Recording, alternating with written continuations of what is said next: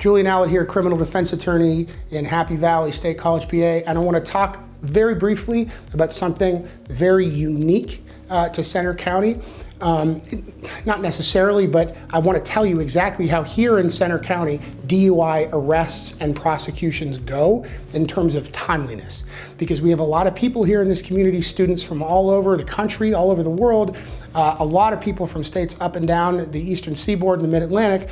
And it's not uncommon at all for me to get calls from parents of students here in State College, PA, who are saying, hey, Junior got arrested or something happened with the police, but then they let him go. I don't understand what's happening. I don't have any paperwork. So let me explain what's happened in that situation.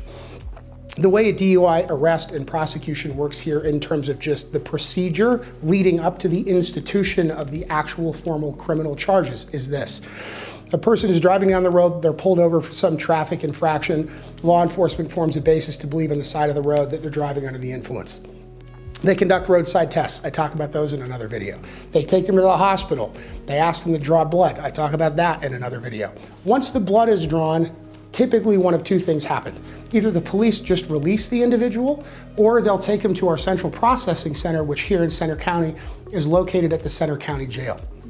A person is processed, meaning their fingerprints are taken, their photographs are taken, and then they're released. Sometimes if a person was good, the police officer will drive them home. Sometimes they make them take a bus or a taxi or just they don't care.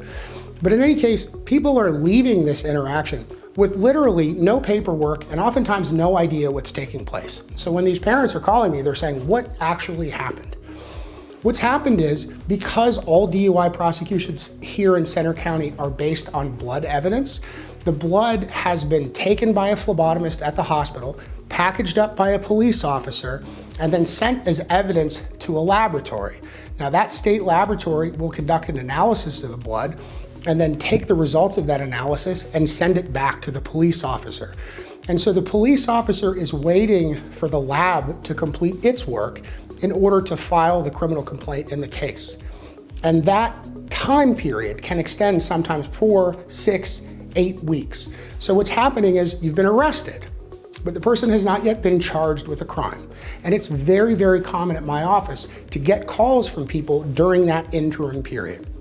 If you've been arrested, if this has happened to you, if you have more questions about exactly what's going on and what to expect down the road, whether it's you, mom, dad, or you, Junior, feel free to give us a call. I'm happy to answer any of your questions.